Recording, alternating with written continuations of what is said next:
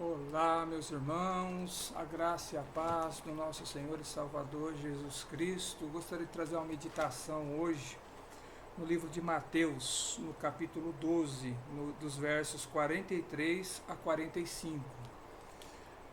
Quando o espírito imundo sai do corpo do homem, ele anda por lugares áridos, procurando repouso, porém não encontra. Por isso ele diz: Voltarei para minha casa, da onde eu saí.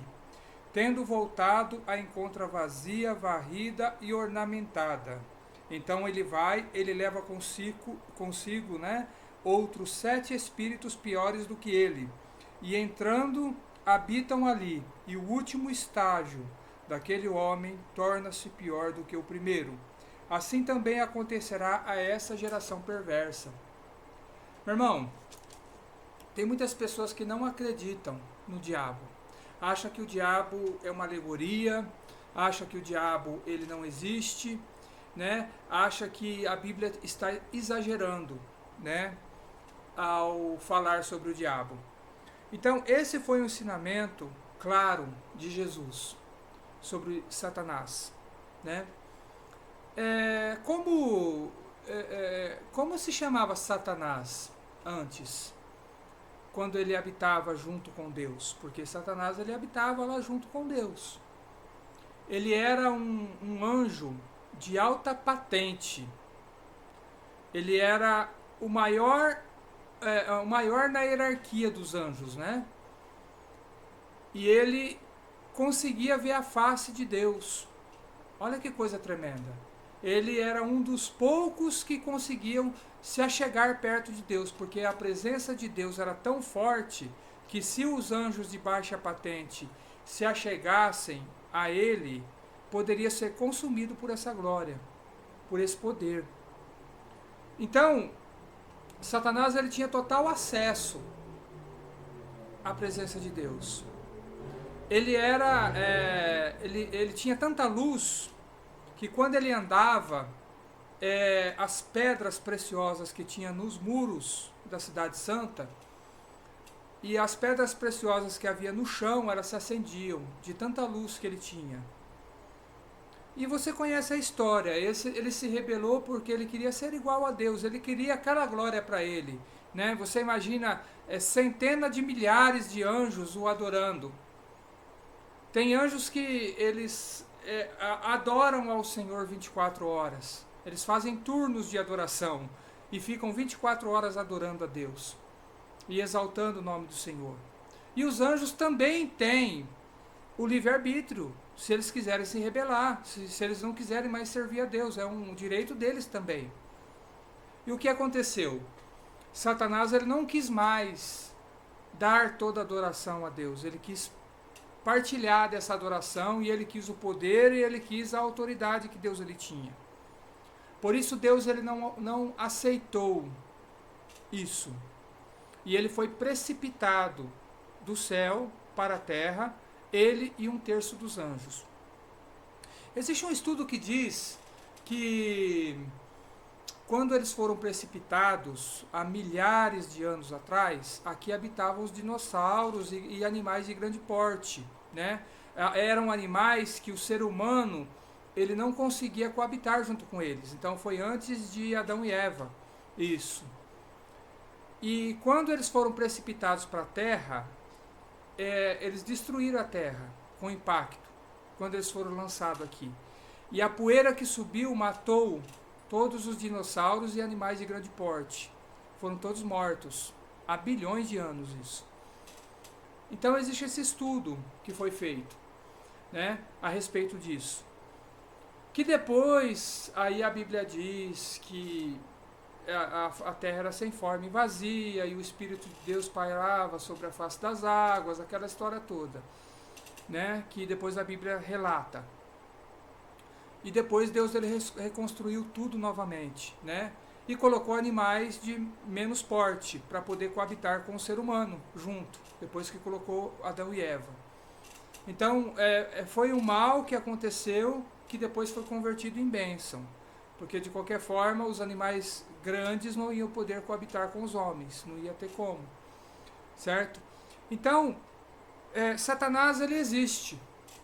A Bíblia ela dá sérios sinais em relação a isso. E Jesus também falou sobre isso, né? E ele fala uma coisa curiosa. Quando o espírito imundo ele sai do homem, ele anda por lugares áridos, procurando repouso, porém não encontra. Veja bem, na nossa região aqui, é difícil alguém que não tenha sido evangelizado, que não recebeu uma oração, que não recebeu um convite para aceitar Jesus. Dificilmente alguém não recebeu esse convite e não recebeu oração, né? Então, nós estamos aqui convivendo com pessoas que já conhecem a Jesus, certo? Muitas delas não estão servindo, a grande maioria não está servindo a Deus, e alguns que estão na igreja não estão servindo corretamente. Isso é um fato. É um fato verídico, né? Porém, Jesus está dando esse ensinamento aqui pra gente. Veja bem, quando nós nos libertamos dos espíritos imundos, o nosso corpo, que é templo do Espírito Santo, ele passa a ficar limpo, vazio, ok? Porém, Satanás ele não se dá por vencido.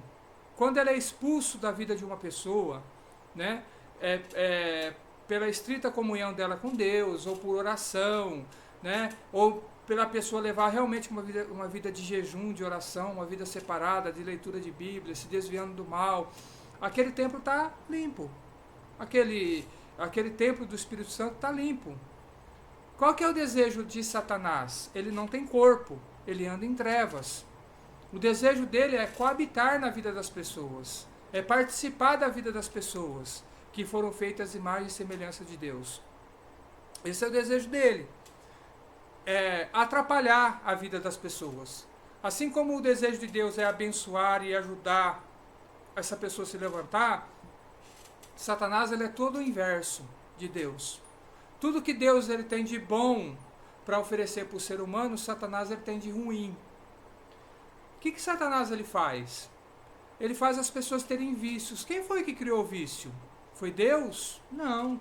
Quem foi que criou a cocaína? Foi o ser humano, mas com influência de quem? De Deus? Não, do diabo. As pessoas que sofrem influência de Deus para criar alguma coisa, por exemplo, criar um medicamento contra qualquer doença, essa pessoa é inspirada por Deus. Ela teve uma inspiração de Deus para fazer isso. Mas a pessoa que criar droga para o ser humano ele usar e acabar com a sua saúde e ter esse prazer da droga, isso aí é criado pelo diabo. E por que ele cria isso? Porque ele não tem corpo. Veja bem, Satanás, ele sente prazer quando você usa a droga, quando a pessoa usa a droga, e sente prazer. O prazer de Satanás, do diabo, que faz ela fazer isso, é o mesmo da pessoa que está usando. É o mesmo prazer. Então, por isso que ele influencia tanto a pessoa usar. Você vê que a pessoa está morrendo, ela vê que está morrendo, ela está magra, ela perdeu a família, já perdeu tudo, está com a saúde debilitada e ela está lá usando droga para dar prazer para o diabo. O diabo que acompanha a vida dela precisa desse prazer. Então, quando a pessoa fuma um cigarro, ou coisa fedorenta, chata, que graça tem a pessoa colocar aquele treco na boca e ficar tragando aquilo, aquele negócio tem mau cheiro, prejudica o pulmão, prejudica o corpo da pessoa, e a pessoa está lá usando. Por quê? Porque o espírito maligno que está por trás daquele vício, ele tem prazer quando a pessoa acende o cigarro. Ela acendeu o cigarro, ele já sente prazer naquilo. Quando a pessoa está se deliciando com aquele cigarro, ela também está sentindo aquele mesmo prazer. Por exemplo, a maconha. O negócio tem um mau cheiro tremendo, você sente de longe. Aquilo o cheiro é insuportável daquele negócio. E a pessoa está lá fumando. Ela está lá fumando e sentindo prazer. Está lá fumando e sentindo prazer. Para quem que ela está dando prazer? Para aquele que gerou o vício. Para Satanás. Então, qual é o demônio premiado? É aquele que convenceu a pessoa a usar aquele produto. Ele vai ser o premiado. Ele que vai estar ali encostadinho nela, sentindo prazer junto com ela. Por que a Bíblia fala aqui do corpo ornamentado e limpo. Você imagina uma sala limpa e alguém coloca um adaptador num escapamento de um caminhão, coloca uma mangueira dentro desse quarto e começa a soltar aquela fumaça dentro daquele quarto. Aquele quarto vai estar limpo? Vai estar cheiroso? Não, vai estar poluído.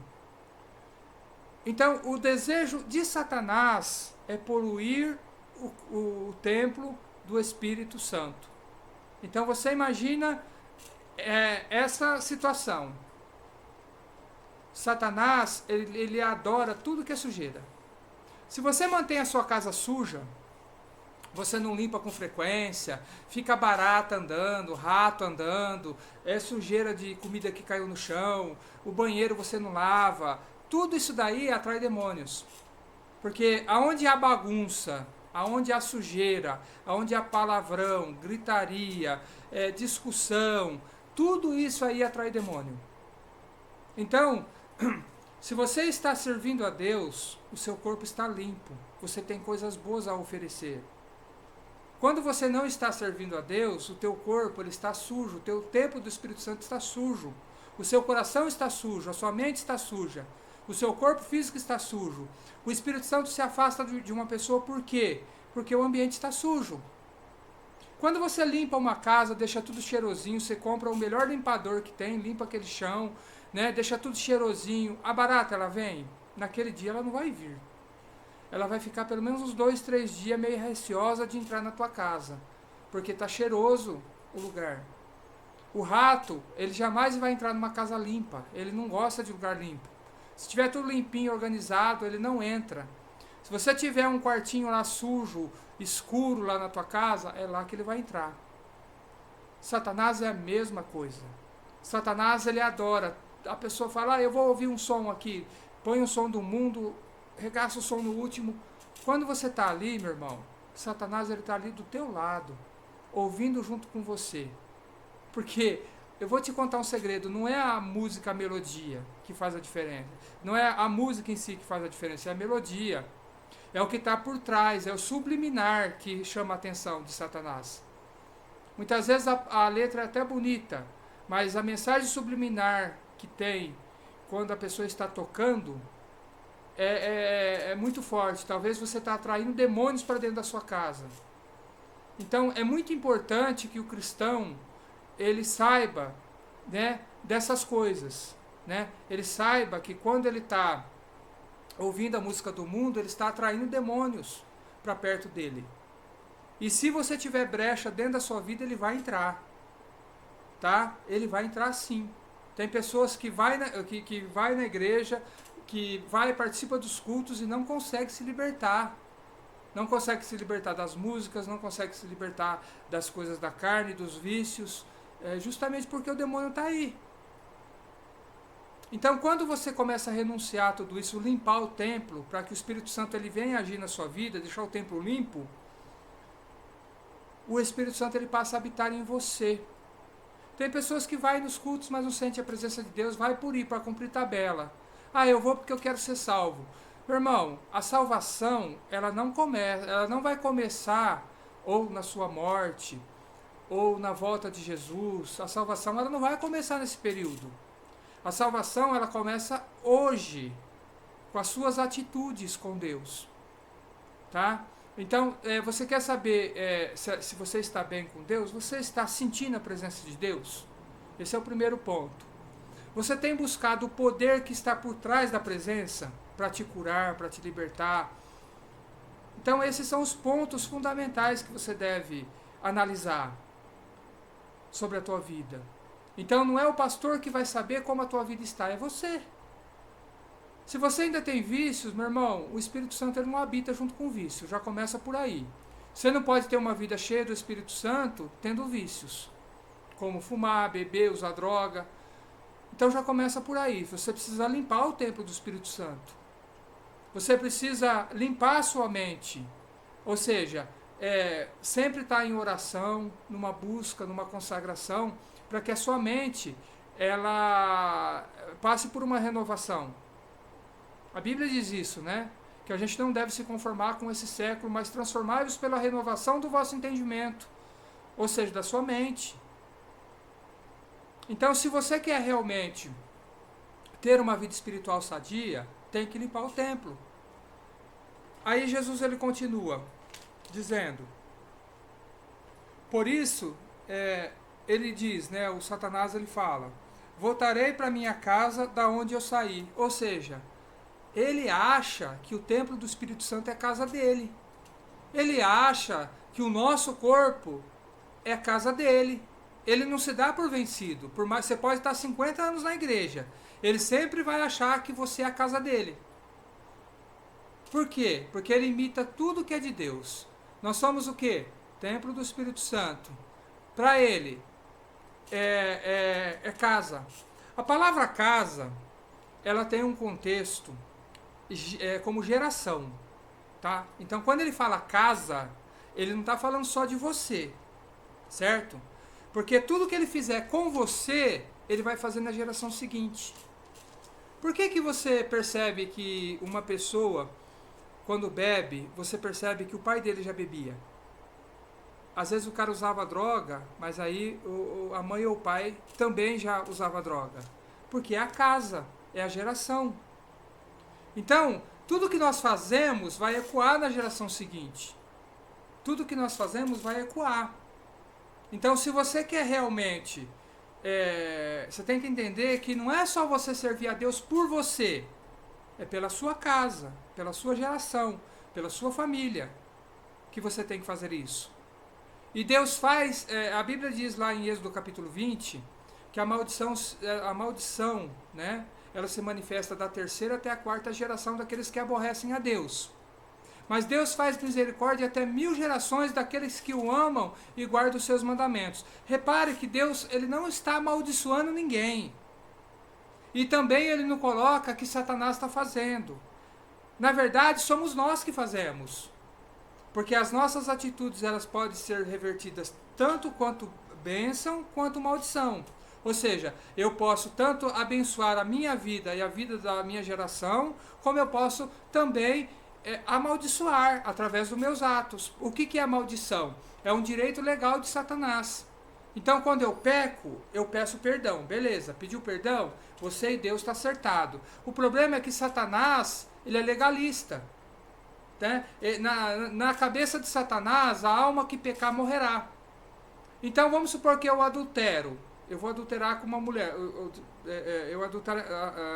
Posso adulterar com uma mulher. Vou colocar bem a palavra para não ecoar no mundo espiritual. Vamos supor que eu peque, que eu adultere. Eu vou pedir perdão. Deus ele vai me perdoar. Ele vai me perdoar. Ele vai lançar o meu pecado do mais profundo mar. E eu vou colocar aqui ainda um grifo aqui. Ele vai colocar uma placa lá. É proibido pescar. Então você não vai ficar pescando esse pecado. Porém, Satanás, ele vai usar desse pecado, desse ato, né? Porque ele é legalista, ele vive no tempo da lei, ele não conhece o que é graça. Ele vai fazer de tudo para amarrar a vida dessa pessoa que pecou por causa desse pecado. Ok? Então, o que tem que haver aqui? É uma quebra de vínculo, um arrependimento genuíno com uma quebra de vínculo com Satanás. Porque quando nós pecamos, nós damos direito legal a Satanás de agir. Ok? Então ele não conhece o que é graça. Jesus, na sua infinita graça, ele nos perdoa. Porque ele conquistou isso na cruz por nós. Porém, dentro da legalidade da lei, Satanás ele vem e nos escraviza. Às vezes, tem pessoas que pecaram com pecados sérios. Talvez até um adultério como esse que eu citei. Pediram perdão. Deus ele perdoou, mas a vida continua amarrada. O que tem que ser feito? Tem que ser feita uma quebra de vínculo com Satanás. De que forma eu faço isso? Me arrependendo verdadeiramente, colocando, quebrando essa legalidade, pedindo que Jesus ele entre com seu sangue, quebrando essa legalidade, entendendo que você vive no tempo da graça e não no tempo da lei. Então Satanás ele sempre vai ser um acusador. Satanás ele junta todos os nossos pecadinhos pequenininhos e chega com uma acusação gigantesca diante de Deus. E Jesus, como nosso advogado, ele vai pleiteando a nossa causa. Ele vai pleiteando a nossa causa e o impacto ele se torna muito menor. Entendeu? Por isso que a gente tem que levar muito a sério a nossa vida espiritual. A gente tem que levar muito a sério. Muitas pessoas não levam a sério. Acham que está no piloto automático. Ah, eu aceitei Jesus. Ah, uma vez salvo, salvo para sempre. Conversa fiada, irmão. A salvação, ela tem que ser buscada todos os dias. Se você não levar a sério a sua vida espiritual, não entender que Satanás é real, que ele sempre vai trabalhar contra você, para te deixar na miséria, para te deixar enfermo, para colocar doenças no circuito da tua vida, e problemas, e dificuldades, e males diversos. Se você não entender isso e não levar a sério a sua vida espiritual, você vai ser uma vítima de Satanás em várias situações da tua vida. Então é importante você entender o mundo espiritual, entender que os pecados têm consequências. Deus ele perdoa o pecado, mas a consequência do pecado, essa você tem que passar. Existe um ditado popular que diz assim, que quem deve a Deus paga ao diabo. E é uma grande realidade, porque Deus ele não cobra pecado confessado. Jamais ele vai te cobrar. A Bíblia diz que ele lança do mais profundo mar e nunca mais se lembra dele. E ainda coloca uma plaquinha lá, é proibido pescar. Você não pode pescar mais esse pecado. Mas Satanás é especialista em pegar as consequências desses pecados, né? E levar diante de Deus para que ele possa tirar algum proveito disso. Na maioria das vezes ele não consegue, né? Porque às vezes são coisas tão pequenas que ele vai juntando um monte e ele leva lá um caminhão de acusação contra você. Mas na maioria das vezes ele não consegue muito êxito, mas não é bom a gente facilitar. Temos que levar a sério a nossa vida espiritual, para que Satanás ele não tenha poder de nos prender de nenhuma maneira. Por que muitas pessoas desistem da fé?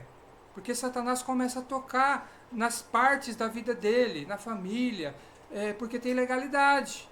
Porque a pessoa dá a brecha, ela dá legalidade. Ele não pode agir sem direito legal. Se ele está agindo na vida de uma pessoa ou de uma família, é porque ele tem direito legal de fazer isso. Entendeu? Ele conquistou esse direito legal, né, levando diante de Deus. Né? Ele conseguiu certos direitos. Então é por isso que é muito importante levar a vida espiritual a sério. Tem pessoas que caminham na igreja como se estivesse caminhando no mundo. É mesmo palavreado, é mesmas ações, é mesmo pensamento, né? Se surgir um pecadinho, ele vai lá e faz escondido, ninguém precisa saber. Quando fazemos assim, querido, vamos cair. Satanás vai achar a legalidade para te derrubar de uma vez da igreja. E muitas vezes nem é interessante para ele tirar você da igreja. Às vezes você contaminado dentro da igreja, você acaba contaminando outras pessoas. Certo? Porque quando tiver temas polêmicos na igreja, por exemplo, dízimo, por que um crente que vai na igreja há tantos anos não é dizimista? Por que ele não faz isso? Por que ele não pratica o que a Bíblia diz? Porque ele tem legalidades na vida dele. Satanás ele consegue trabalhar na vida dele para que ele não seja dizimista, para que ele não seja ofertante e para que ele não prospere. E ele fica dentro da igreja e convence outros cristãos a não fazer a mesma coisa. E quando o pastor pede uma oferta um pouco mais agressiva para alguma coisa maior, né, de volume maior, que vai precisar de uma coisa maior, ele vai contra. Por que ele vai contra? Porque ele está sendo influenciado por Satanás. Então, a pessoa, quando está na igreja e ela vai contra os dízimos e ofertas, é porque ela já não é dizimista e ofertante, esse é o primeiro ponto. Né? Ela não foi convencida pelo Espírito Santo a ofertar. Você pode ver que a ofertinha dela é aquela moedinha mesmo, e ela ainda usa aquele exemplo da viúva que deu aquela moedinha, né? Só que o significado daquela moedinha é outro, tá? Tem que se esclarecer. O nível espiritual da igreja do Novo Testamento é bem maior do que do Velho Testamento. No Velho Testamento, Deus instituiu o dízimo, que seria uma parcela de 10%. No Novo Testamento não se fala muito de dízimo, mas fala muito das pessoas que davam tudo que tinha, que dividiam seus bens com todos. e ninguém passava necessidade. Agora, se ninguém passava necessidade, imagina o templo, imagina a igreja. E esse dinheiro não era dado para as pessoas, era dado para os apóstolos da época. Então, os apóstolos é que distribuíam conforme eles achavam que era justo. E se eles achassem justos ele pegar uma parte para eles se manterem, também eles faziam. Então era justo. Então ninguém tinha riqueza. Todos tinham em comum, não faltava nada a ninguém. Era uma corrente, né? Então, vamos supor, naquele tempo não tinha carro. Quem tinha um cavalo ou um jumento era considerado rico. Vamos supor que Pedro falava assim, olha, com o dinheiro que entrou aqui eu vou comprar um jumento, vou comprar 5 cavalos para a gente fazer missão. Certo? E era um volume de dinheiro grande. Quem tinha era só as pessoas que, né, tinham mais dinheiro. E aí? Alguém iria falar que o apóstolo estava com um cavalo mais bonito que o dos outros, maior do que o dos outros, de raça? Então, eles tinham, inclusive a viúva, que eu citei, ela deu tudo o que ela tinha. Você sabe o que isso significa para uma viúva da época? Naquele tempo não existia aposentadoria, não existia pensão. Quando o marido morria e a viúva ela não tinha filhos, ela passava fome, porque não tinha renda nenhuma. Às vezes era uma pessoa de idade, na maioria das vezes é uma pessoa de idade, acima de 50, 60, 70, entendeu? E literalmente passava fome. E ela tinha só aquela moedinha, que talvez ela ia comprar um alimento para ela comer e morrer. Ela foi lá e deu tudo o que tinha. E Jesus ele disse, essa foi a maior oferta que nós recebemos. E tinha oferta de volumes muito grandes. Mas ele disse, essa foi a maior, porque ela deu tudo o que tinha. Então Satanás ele usa esses gatilhos mentais para poder prender a vida da pessoa, dentro da igreja e fora da igreja. E o pior, que ele prende pessoas dentro da igreja e essa pessoa contamina outras. Então essa é a estratégia dele. Ele não precisa tirar a pessoa da igreja. Ele usa a que está lá, que tem credencial, que está há 5, 10 anos na igreja, para poder contaminar os outros. Então isso é muito sério, gente. É muito sério. A gente precisa se posicionar como cristão, né, para entender realmente o que a palavra de Deus ela diz. Então Satanás ele diz, eu voltarei para a casa da onde eu saí, e ele a encontra vazia, varrida e ornamentada. O que acontece com uma pessoa quando ela é liberta dos demônios? Aquele espaço tem que ser preenchido. Ela tem que estar cheia do Espírito Santo. Porque não se pode estar no mesmo espaço Espírito Santo e o diabo. Não pode estar as duas pessoas no mesmo lugar. Ou o Espírito Santo fica, ou o Espírito Santo ele se entristece com as ações das pessoas e vão embora. Por exemplo, a pessoa vive pecando, vive errando, no mesmo erro, não se arrepende, não muda de vida. O Espírito Santo se afasta. O Espírito Santo deixa ela conduzir a vida dela, ela tem um livre-arbítrio. Vamos deixar ela conduzir a vida dela, ele se afasta. Quando ele é chamado, ele volta. Mas ele se afasta. E quando o templo fica vazio, Satanás ele chama de minha casa. Ou seja, essa geração é minha. Essa geração é minha. Essa casa precisa propagar para as outras casas geracionais aquilo que eu faço. É isso que você quer para a tua vida? Você propagar o que Satanás ele está fazendo, sendo um instrumento de Satanás para a próxima geração, para a tua casa, para a sua geração futura? Essa é a meditação que eu quero que você tenha hoje. Isso eu quero que você visualize. O que você quer? Você quer a presença de Deus ou você quer o diabo agindo? Então ele pega e leva consigo mais 7 espíritos piores do que ele. E o estágio daquela pessoa se torna pior do que o primeiro. Ou seja, ali está falando 7 espíritos. A gente conhece uma linguagem numérica, mas tem principados que saem da vida de uma pessoa que ele volta com milhares, com 1000. Uma legião ela pode ter 1000 demônios. Então, tem pessoas que, quando se afastam de Deus, chega a ser internado em hospício, de tão doido que fica. Então, eu convido você a deixar o Espírito Santo agir na sua vida.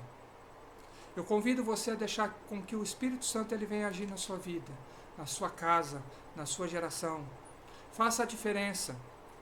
Leve a presença do Espírito Santo para a sua geração futura. Deixe um legado espiritual para a tua família. Se posicione. Não deixe que Satanás ele te engane. Leve a sério as coisas de Deus. Se manifeste na presença de Deus com pureza de coração. Você sabe qual é o segredo para você conquistar o coração de Deus? Se tornar como uma criança. Quando você for na presença de Deus, esqueça a sua idade.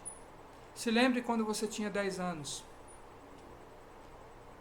Encare a Deus de uma maneira simples, que Deus ele vai te agir com o coração simples, com o coração aberto, com o coração de uma criança. Deus te abençoe, fique com Deus, que Deus te abençoe e te proteja em todo o tempo. Amém.